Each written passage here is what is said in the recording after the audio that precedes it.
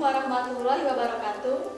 Perkenalkan, saya Anis Agustin, mahasiswi Universitas Sriwijaya, Fakultas Ekonomi, jurusan Manajemen Angkatan 2018. Di sini saya akan menjelaskan materi tentang anggaran investasi. Nah, yang pertama itu ada pengertian dari investasi. Apa itu investasi?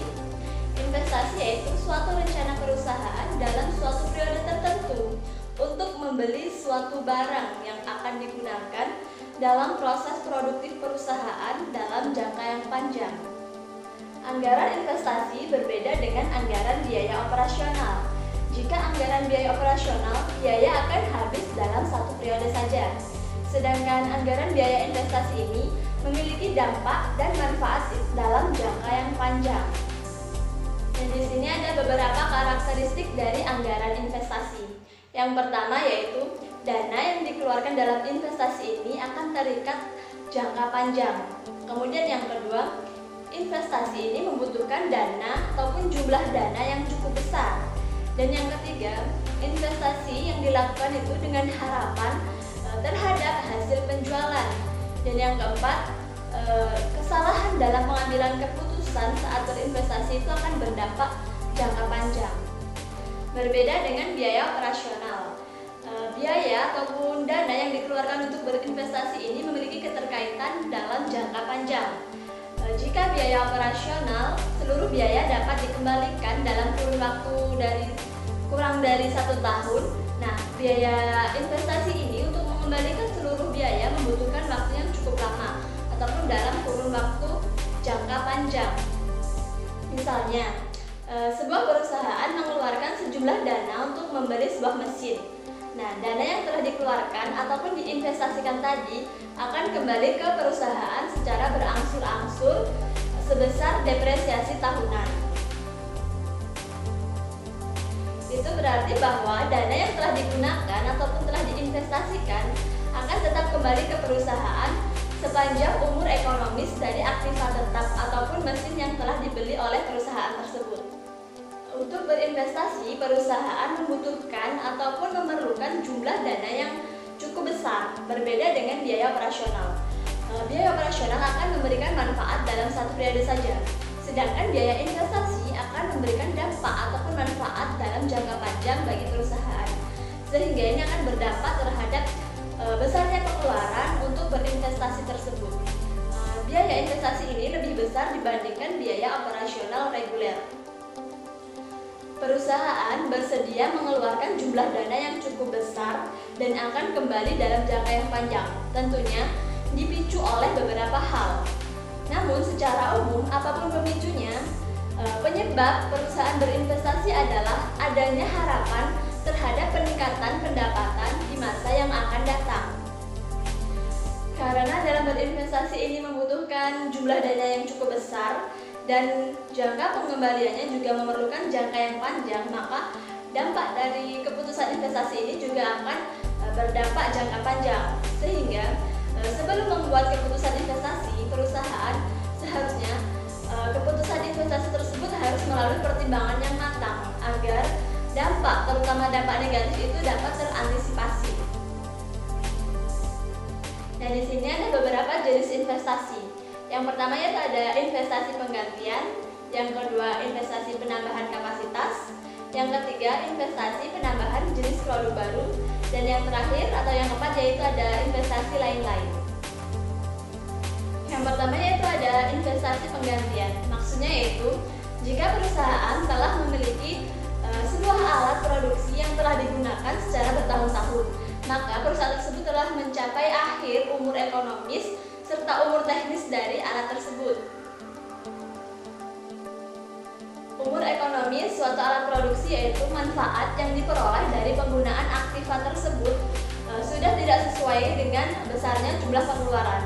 Sedangkan umur teknis yaitu berdasarkan perhitungan teknis, alat tersebut memang sudah tidak layak dipakai ataupun sudah tidak layak untuk digunakan dalam proses produksi.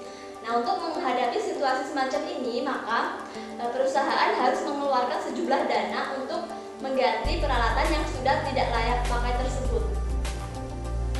Perusahaan yang telah mengalami pertumbuhan penjualan dan dari waktu ke waktu, tentunya membutuhkan suatu alat produksi untuk mendukung pertumbuhan penjualan tersebut. Nah, untuk memanfaatkan alat produksi ini masih bisa diupayakan secara maksimal oleh perusahaan apabila kapasitas suatu alat produksi tersebut masih di bawah kebutuhan penjualan.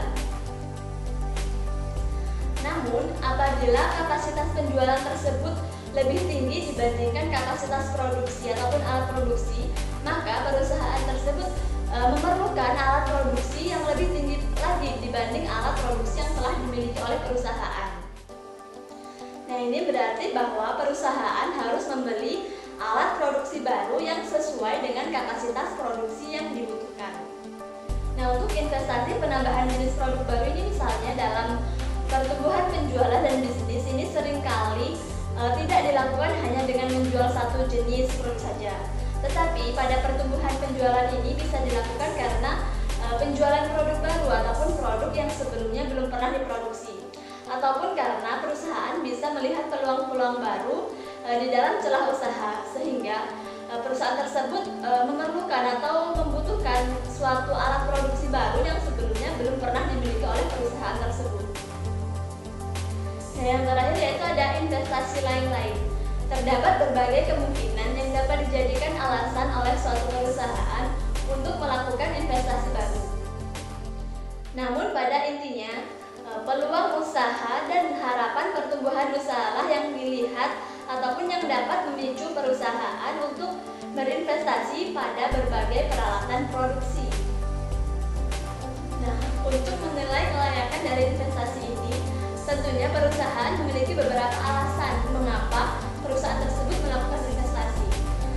Dari berbagai alasan, tentunya perusahaan melakukan investasi itu karena adanya harapan untuk mendapatkan pendapatan yang lebih besar di masa yang akan datang. Karena dalam investasi ini membutuhkan dana ataupun pengeluaran yang cukup besar dibandingkan dengan pengeluaran non investasi, maka dalam proses pembuatan ataupun proses ingin berinvestasi itu memerlukan beberapa faktor yang perlu dipertimbangkan sebelum membuat keputusan investasi. Yang pertama yaitu ada aliran kas keluar neto. Aliran kas keluar neto yaitu jumlah dana yang diperlukan untuk investasi tertentu. Jumlah dana aliran kas keluar neto yaitu jumlah bersih dari investasi. Artinya, jika perusahaan melakukan penggantian terhadap aktiva tertentu melalui dengan pembelian aktiva tetap baru dan disertai dengan penjualan aktiva tetap lama, maka yang disebut dengan arus kas keluar neto yaitu harga perolehan dari pembelian aktiva tetap baru dikurangi dengan harga jual dari aktiva tetap lama. Misalnya, suatu perusahaan membeli mesin baru seharga 800 juta dan dibarengi dengan menjual mesin lama seharga 125 juta. Maka jumlah aliran kas keluar bersih yaitu 675 juta rupiah. Yang kedua yaitu ada arus kas masuk neto tahunan, yaitu arus kas masuk yang berasal dari investasi baru atau yang biasa disebut dengan prosit. Prosit yaitu jumlah keuntungan neto sesudah pajak dan ditambah dengan biaya depresiasi. Nah, prosit tersebut dapat kita lihat melalui anggaran laba yang telah dibuat perusahaan untuk beberapa tahun ke depan. Jumlah anggaran laba bersih usaha di dalam anggaran laba telah ditambah dengan biaya depresiasi tahunan. Biaya depresiasi tahunan yaitu biaya yang kita peroleh merupakan biaya pengembalian atas investasi yang pernah kita lakukan. Nah, untuk menilai kelayakan dari investasi, maka perusahaan menggunakan sebuah metode-metode tertentu untuk menilai kelayakan dari investasi yang dilakukan oleh perusahaan tersebut. Yang pertama yaitu ada metode payback period, yaitu metode yang digunakan untuk menilai kelayakan dari investasi dengan menggunakan panjangnya waktu yang diperlukan agar dana untuk berinvestasi itu dapat kita peroleh kembali seutuhnya ataupun sepenuhnya. Nah, untuk rumus dari metode payback period itu misalkan periode payback tahunan, yaitu investasi kas bersih dibagi dengan arus kas masuk bersih present value, yaitu metode yang digunakan untuk menilai kelayakan berinvestasi pada masa sekarang. Nah, rumus dari metode present value yaitu P sama dengan Vn per 1 plus R pangkat N, di mana P adalah jumlah uang pada awal periode, Vn adalah jumlah uang pada akhir periode, sedangkan R adalah tingkat suku bunga dan N adalah waktu. Yang ketiga yaitu ada metode accounting rate of return, yaitu di mana metode ini menggunakan laba yang telah dicantumkan di dalam laporan akuntansi sebagai dasar perhitungan, dengan cara membaginya dengan jumlah investasi yang diperlukan. Nah, untuk rumus dari metode accounting rate of return yaitu tingkat pengembalian investasi sama dengan laba bersih dibagi dengan total investasi. Nah, tentunya dalam berinvestasi perusahaan menggunakan sumber dana yang berbeda-beda. Di sini sumber dana investasi itu dibagi menjadi dua. Yang pertama yaitu ada dana eksternal dan yang kedua itu ada dana internal.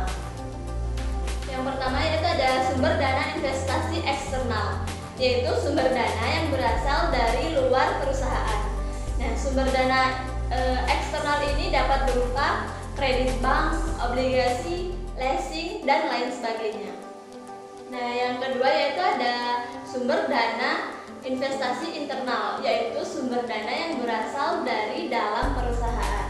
Nah, sumber dana investasi internal ini dapat berupa setoran modal pemilik, cadangan-cadangan, dan laba ditahan. Demikianlah pemaparan ataupun presentasi dari materi anggaran investasi yang dapat saya sampaikan.